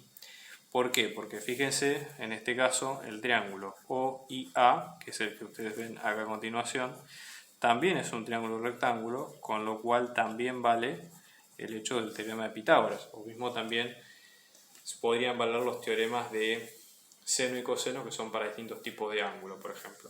Entonces, nosotros en este caso, ¿qué es lo que vamos a tener en cuenta? Fíjense acá la longitud de OA, que es el doble. En este caso nosotros tenemos dos veces por los 48 centímetros, no acá, porque es el doble de la longitud que ustedes ven en este sentido, que son en este sentido 96 centímetros, ¿tá? Tenemos este lado, con lo cual también se puede usar Pitágoras de este lado sin problema, ¿no? Vamos a tener, fíjense, OI en este caso, que esto nos va a quedar como OA al cuadrado más IA al cuadrado, todo esto en raíz cuadrada, que esto nos va a quedar como 96 al cuadrado más 28 al cuadrado, todo esto en raíz cuadrada en centímetros, ¿no? Y esto aproximadamente nos va a dar 100. Bueno, está bastante justo por suerte, ¿sí? Y finalmente otro lado que se puede sacar, por ejemplo, en este sentido, es OJ, porque fíjense que OJ, en este caso, nosotros tenemos el triángulo OJ, ¿sí? Después tenemos el triángulo, en este caso, JC, fíjense, para el triángulo OCJ, que también vuelve a ser rectángulo, ¿no? Con lo cual, otro punto a favor de esto es que OJ sería la hipotenusa. Fíjense que acá también tenemos cuánto mide esto, este lado, que es 2 por 28, ¿sí? Con lo cual en este caso 2 por 28 centímetros, que estamos hablando de 56 centímetros. Entonces esto nos va a quedar, OJ nos va a quedar como OC al cuadrado más CJ al cuadrado en raíz cuadrada, ¿no? Esto nos queda 48 al cuadrado más 56 al cuadrado en raíz cuadrada, todo esto en centímetros, con lo cual OJ nos va a quedar como 73,76 centímetros. ¿Bien?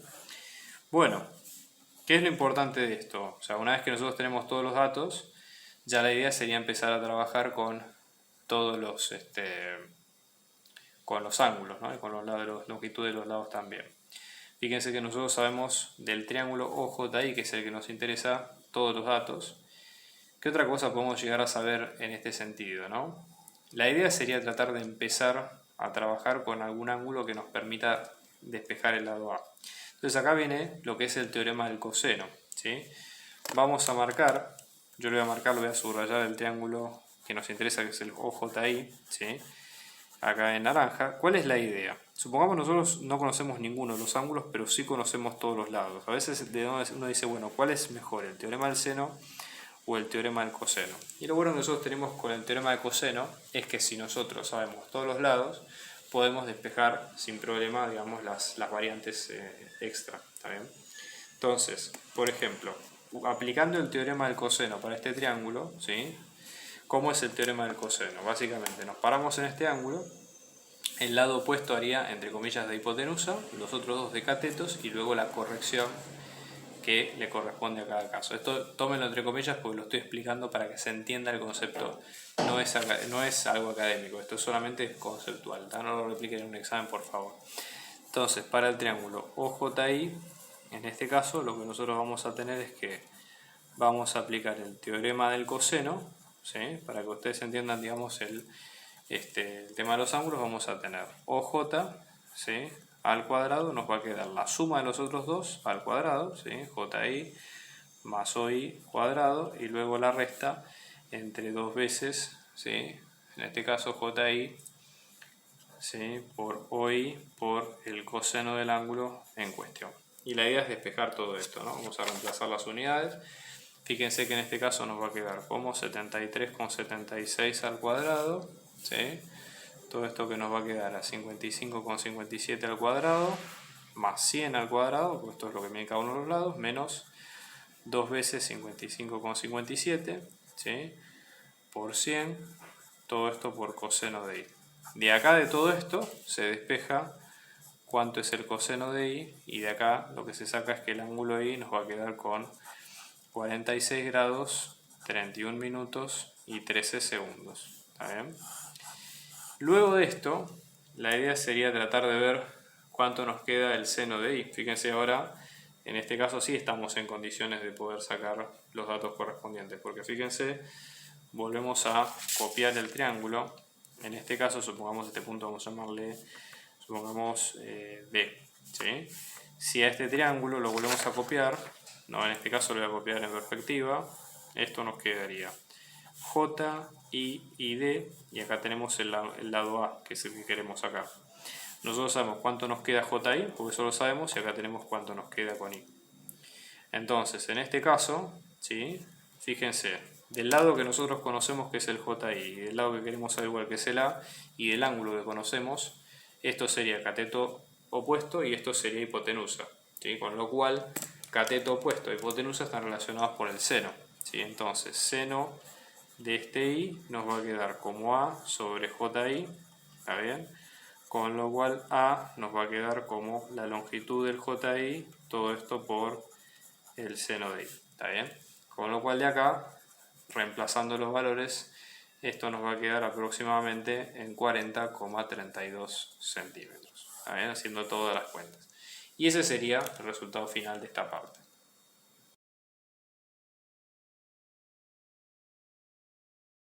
Vamos a ver ahora otro problema, también de lo mismo. En este caso es un problema de cinemática, de física. Si ustedes han visto cinemática antes o algo de física en la universidad, esto lo van a poder sacar sin problema. ¿Cuál es el problema acá? Básicamente nosotros tenemos un móvil que desarrolla un movimiento rectilíneo uniformemente variado, ¿sí? En este sentido, o sea, esto implica que tiene aceleración. ¿Y qué datos tenemos nosotros, por ejemplo? Sabemos, ¿sí? Como datos, vamos a enumerarlos acá en lista porque son unos cuantos. Generalmente al vector posición se le llama R, ¿sí? Esto tiene que ver con, ¿sí?, un tema de nomenclatura propio de este tipo de materias, ¿sí?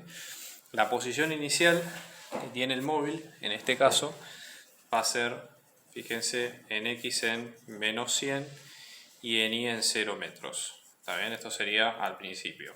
Vamos a tener que el vector velocidad inicial, en este caso nos está quedando en 3 para X y en 0 para Y. Todo esto en metros sobre segundo. Y luego vamos a tener un vector aceleración, que en este caso es constante. ¿Sí? O sea que acá no importa, digamos, la ubicación que tengamos respecto de X, la aceleración va a ser siempre la misma. Y en este caso esto nos va a quedar como aceleración en función de X y 0, en este caso en metros sobre segundo al cuadrado. ¿Está bien? ¿Qué es lo importante? Nosotros sabemos que esto es en una etapa inicial. Cuando el tiempo cumple 6 segundos, ¿sí?, va a iniciar otro MRV, vamos a llamarle MRV2, por ejemplo, donde en este caso vamos a tener la aceleración, ¿sí?, vamos a llamarla aceleración 2, que en este caso nos queda como menos 2 y 0, todo esto en metros sobre segundo al cuadrado. ¿No? Entonces, la idea es tratar de, en este caso, con estos datos, lo primero que se pide es tratar de hallar, en este caso vamos a llamarle a esto aceleración 1, ¿sí? Es decir, cuánto nos queda el vector aceleración 1, ¿está bien?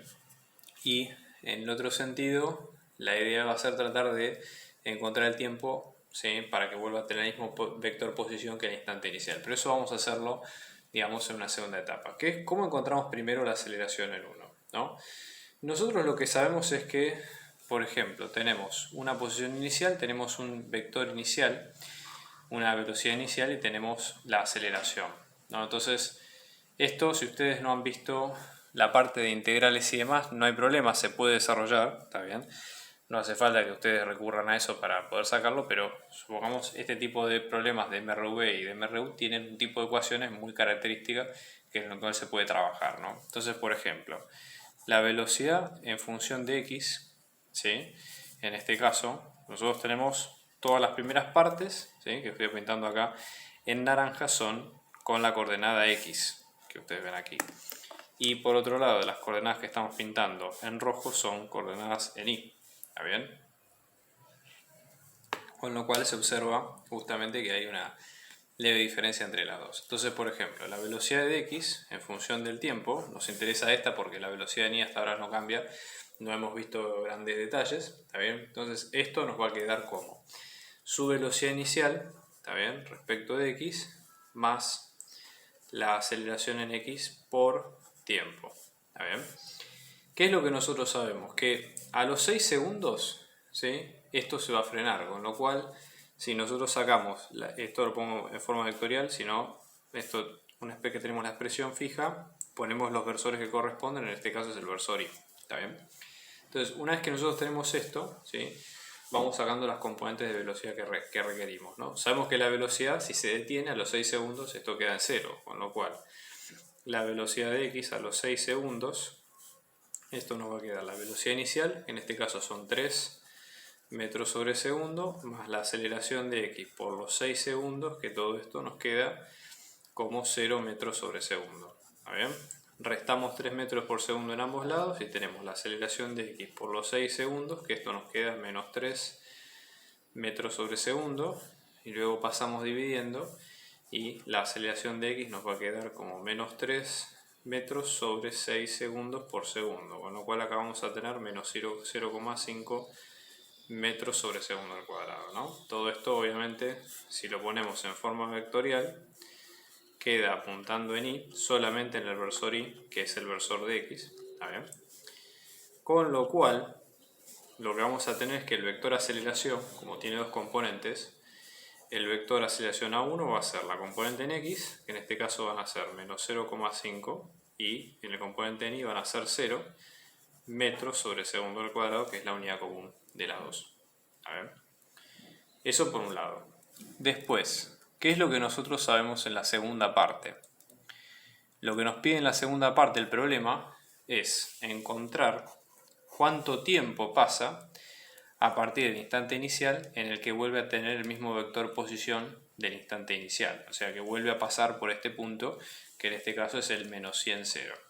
Entonces, ¿cómo se puede hacer esto? Bueno, una vez que nosotros tenemos el vector de posición, el vector de velocidad, podemos también sacar las ecuaciones del vector posición, ¿sí? De función de x. Entonces, en este caso, vamos a tener que el vector x en función del tiempo, esto nos va a quedar como, por ser mRv, un medio de la aceleración de x por tiempo al cuadrado, más la velocidad inicial de x por tiempo, más la posición inicial de x0, ¿no? Todo esto por el versor y.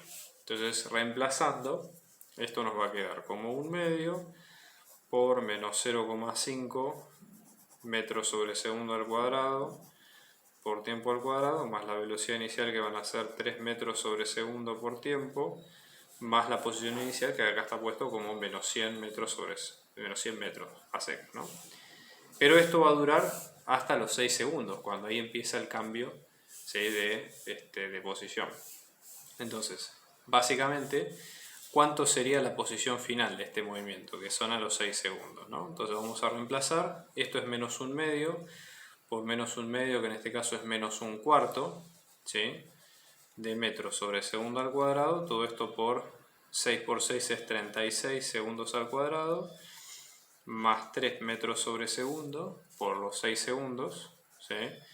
Menos los 100 metros, ¿sí? Entonces, fíjense, segundos al cuadrado con segundos al cuadrado se va, segundos con segundos se va, y cómo nos queda en definitiva esto, ¿no? Vamos a tener posición a los 6 segundos, ¿sí? Todo esto nos queda en menos 36 cuartos, ¿sí? Más 3 por 6, menos 100, todo esto en metros, ¿ok? Con lo cual esto nos va a quedar, fíjense, en este caso menos 9 más 18, ¿sí? Menos 100 metros, con lo cual, todo esto por el versor y, ¿no? Con la forma vectorial, con lo cual esta posición, lo que vamos a tener es que va a ser 9, en este caso 9 menos 100, que en este caso nos queda menos 91 metros. ¿Está bien? Todo esto por ahí.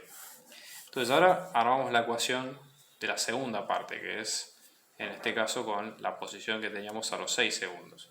Lo importante es que ahora, para la etapa 2 va a arrancar a los 6 segundos. Entonces, ¿qué es lo importante? La posición inicial, supongamos que agarramos la ecuación de la etapa 2 en función del tiempo, tenemos que hacer un breve reajuste, porque el tiempo, si lo queremos medir desde el tiempo inicial, no tenemos que ponerlo con la variable t a secas, sino que tenemos que hacer un ajuste que tiene que ver con retrasar la ecuación hasta el tiempo que corresponde, que es el tiempo 6, que es el que nosotros vemos acá a continuación. ¿Está bien? Entonces, para lograr esto, ¿qué es lo que vamos a hacer? ¿No? En este caso la ecuación sería muy similar, pero retrasamos toda la variable de tiempo a 6 segundos, ¿no? Entonces esto nos va a quedar de la siguiente forma. Fíjense, en este caso vamos a tener la posición inicial del tiempo 2 más la velocidad inicial del tiempo 2 por t menos 6 segundos, ¿está bien?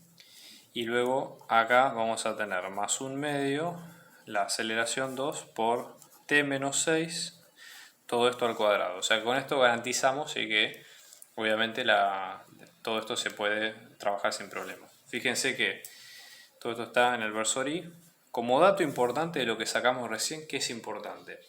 El móvil arranca este movimiento cuando está en reposo, porque termina un movimiento anterior y empieza este. ¿Está bien? Entonces, lo importante que nosotros tenemos acá es que esta velocidad inicial se hace 0, con lo cual todo esto se retrasa a 0 y se cancela. ¿Okay? Después lo que vamos a tener acá es que tenemos la posición, que ya la tenemos, que fue la que sacamos acá, la aceleración, que la tenemos como dato, ¿sí? Y luego tenemos el tiempo que hay que ir despejándolo de este caso. Entonces vamos despejando, fíjense, en este caso vamos a tener, ¿sí?, la posición, esto nos queda como menos 91 metros, ¿está bien? Más un medio por menos 2 metros sobre segundo al cuadrado, todo esto por t menos 6 segundos al cuadrado. ¿Está bien? Acá en realidad los segundos van adentro porque son segundos todos al cuadrado para cancelarlo acá. ¿Qué es lo que queremos saber nosotros? Cuando esto vuelve a pasar, en este caso por la posición inicial, que son los menos 100 metros. ¿Está bien? Entonces vamos a despejar la ecuación en ese sentido, ¿no? Fíjense, menos 91 metros menos todo esto, entonces acá vamos a tener t menos 6 segundos, todo esto al cuadrado, que esto es igual a menos 100. Por ejemplo, sumamos 91 metros a ambos lados, con lo cual acá nos queda menos t menos 6 segundos, todo esto al cuadrado, que es menos 100 metros más 91 metros, que esto es menos 9 metros. Multiplicamos por menos 1 en ambos lados, con lo cual nos queda de esta forma. Luego t menos 6 segundos, todo esto al cuadrado es igual a 9 metros. Aplicamos raíz cuadrada. Fíjense que en este caso, como estamos buscando tiempo positivo, vamos a descartar, ¿sí?, en este caso el tiempo negativo, pues no tiene sentido. Entonces esto nos queda como t, en este caso, vamos a ver, acá hay un pequeño tema, exacto, por las unidades, fíjense, acá esto nos queda como metros sobre segundo al cuadrado, con lo cual acá, al cancelarlo, acá nos quedan como metros, y esto hay que multiplicar segundos al cuadrado sobre metro, que sale de esta parte, para que efectivamente queden segundos, y eso es no menor, este detalle. Entonces queda raíz de 9, que es 3, y esto queda en segundos, y finalmente el tiempo queda como 3 más 6 segundos, con lo cual tiempo total son 9 segundos, ¿sí? Entonces a los 9 segundos vuelve con ese recorrido. Vamos a tener en este caso lo siguiente, ¿no? Vamos a tener un vector A y un vector B, ¿sí? Ambos van a ser fracciones o polinomios de x, ¿sí? O sea, son vectores, por ejemplo, el A está dado por 4 y x al cuadrado más x sobre 5, y b en este caso está dado por x al cuadrado y menos 5, ¿no? Como dato, nosotros sabemos que si hacemos el producto entre ambos, esto nos va a dar menos 20, y la idea es encontrar o hallar justamente quiénes son a y b, sabiendo, por ejemplo, que el valor de x que tengamos que despejar tiene que ser menor que 0. ¿Está bien? Entonces eso es un dato importante, ¿no? A ver, ¿qué es lo importante que tenemos que tener en cuenta acá?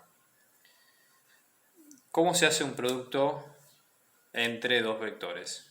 Por ejemplo, lo que hay que hacer, si pensamos en hacer el producto entre A y B, básicamente tenemos que escribir los dos, ¿sí?, uno a continuación del otro, y tratar de hacer, no distributiva, pero sí tratar de hacer la multiplicación como el orden lo pide. Es decir, vamos a tener el primer elemento y el primer elemento del primer vector, segundo elemento del segundo vector con segundo, ¿sí? Y luego tratar de acomodar la cuenta en base a esto. Fíjense, por ejemplo, en este caso nos va a quedar 4 por x al cuadrado, ¿sí?, más x al cuadrado más x sobre 5, todo esto por menos 5. Como dato, si sabemos que este producto es menos 20, lo vamos a agrupar acá en menos 20. Entonces vamos a agruparlo de todos lados. Fíjense, en este caso nos queda como 4x al cuadrado menos 5x al cuadrado, hacemos este producto, y cuando hacemos este nos queda como menos x a secas, ¿no? Fíjense que vamos a tener términos con x al cuadrado, es decir, términos cuadráticos, términos lineales y términos independientes. Lo más probable es que sea una ecuación de tipo cuadrática, o sea, hay que aplicar una resolvente para poder resolverlo, ¿no? Entonces fíjense, 4 menos 5 nos queda como menos x al cuadrado, menos x, más 20, que esto es igual a 0. Recuerden que esto sale haciendo la resolvente de menos b cuadrado, menos b más menos raíz de b cuadrado menos 4 por a por c sobre 2 por a. ¿No? Esto da los lugares de x, los dos raíces que son necesarias. En este caso, fíjense que a vale menos 1, que es el que acompaña el x al cuadrado, b vale menos 1, que es el que acompaña el x, y c vale 20, que es el valor correspondiente, ¿no? De acá simplemente hay que resolver toda la cuenta, que ya les digo, esto es operativo. Vamos a sacar dos resultados. Por un lado, la primera raíz que nos queda como 4 y la segunda que nos queda como menos 5. Como la condición del problema pedía que x tiene que ser menor a 0, la respuesta no válida en este caso es el x4. Matemáticamente tiene sentido, pero la condición que nos pide el problema, por lo que lo pide acá, lo tenemos que descartar, eso no vale. Sí vale en este caso para x menos 5, con lo cual si reemplazamos ahora en los valores que corresponden, ¿qué vamos a tener? Que a nos va a quedar como 4, y en este caso reemplazando acá vamos a tener 24, ¿sí? Y luego que b nos va a quedar como 25 y menos 5, ¿no? Y estos son efectivamente los dos vectores que corresponden.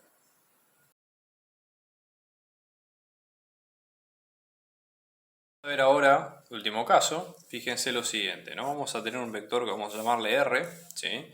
Que en este caso tiene 15 en la primera componente y 25 en la segunda, ambos medidos en newton. Es un componente de fuerza, ¿está bien? En este caso este vector R es una resultante. ¿Qué quiere decir una resultante? Una resultante básicamente es el vector que sale de hacer una sumatoria de otros vectores que en este caso se pueden interpretar como vectores fuerza, un sistema físico. ¿Está bien? Entonces, por ejemplo, acá cuando hablo de f sub i, esta nomenclatura lo que quiere decir es que vamos a mencionar distintos tipos de fuerza. El subíndice lo que dice es el número de cada fuerza, fuerza 1, fuerza 2, etc. ¿Sí? Nosotros acá vamos a tener 4 fuerzas. Vamos a tener desde la fuerza 1 hasta la fuerza 4, ¿sí? Obviamente. Tenemos las componentes de cada una. Nosotros hay dos fuerzas que no tenemos, con lo cual hay que sacarlas, ¿ok? Entonces vamos a expresarlas. Yo voy a reemplazar directamente todas las fuerzas del enunciado en la ecuación y vamos a ver cómo se resuelve esto, ¿no? Fíjense, la resultante, que en este caso son 15 y 25 newton, y vamos a tener la fuerza 1, que en este caso son entre 60 y 100 newton, ¿sí? Más la fuerza 2, que en este caso son menos 30 y menos 40 newton, la fuerza 3, que en este caso tenemos fuerza 3 en x y menos 10 en newton, y la fuerza 4, que en este caso son 20 y fuerza 4 en y también en newton. Si hacemos la sumatoria, siempre recuerden que como estamos hablando de vectores, tenemos componentes en x y luego tenemos componentes en y. ¿Está bien? Con lo cual, de acá, de una sola ecuación, por más que parezca una sola ecuación, lo que se pueden armar son dos ecuaciones, porque tenemos dos componentes o dos partes distintas entre sí. Entonces esto lo que nos va a quedar es, por ejemplo, para la componente x, que es la que estamos armando en rojo, si igualamos las componentes, vamos a tener 15, todo esto medio en newton, así que podemos poner a este lado 15 newton, que esto nos va a quedar como 60 menos 30, fíjense, más todo esto en newton, ¿no? Más la fuerza 3 en x, más 20 newton. ¿Sí? Esto sería la ecuación de igualando todas las componentes en rojo. ¿Okay? Entonces tendríamos que esto nos queda como 15 newton, esto es igual a 30 newton, ¿sí? Más 20 newton, más la fuerza 3 en x, con lo cual lo que vamos a tener es que la fuerza 3 en x, fíjense, esto es 50, restamos del otro lado, o sea que la fuerza 3 en x nos queda como 15 menos 50 newton. O sea que la fuerza 3 en x nos queda como menos 35 newton. ¿Está bien? Y ahora, si hacemos lo mismo, pero para el eje y, que en este caso, fíjense, esto nos va a quedar como 25 newton. Esto vamos a tener como 100, menos 40, menos 10, todo esto en newton, más la fuerza 4 en y. Esto nos va a quedar 100 menos 50, que es 50, paso restando me queda menos 50 más 25, ¿está bien? Con lo cual la fuerza 3 en y nos queda como menos 25 newton. Como estas son las componentes que nos faltan, la respuesta final es ponerlo todo en forma vectorial. Entonces vamos a tener fuerza 3, que esto nos queda como menos 25 y menos 10 newton, y la fuerza 4, que esto nos queda como 20, y en este caso, acá esto sería esto sería menos 35, y acá esto sería menos 25. Acá hay un problema con la nomenclatura. Esto en este caso nos va a quedar como fuerza 4 N, ¿sí? Y esto sería el resultado final. La artística de estos videos y del canal en particular está hecha gracias a mi amigo Rodrigo, que también es profe de inglés. Te dejo su contacto para que veas para las clases particulares, muy recomendable. Hola, soy Rodrigo, doy clases de inglés para primaria, para secundaria, para la universidad, para el trabajo, para los viajes y para lo que necesites. Puedes buscarme en los contactos que dejo a continuación. Estamos organizando clases particulares, individuales y grupales para apoyo a las materias parciales y finales, así que abajo dejamos nuestro dato de contacto para si ustedes quieren contactarse y seguir averiguando de las clases lo pueden hacer. Un abrazo grande y muchos éxitos.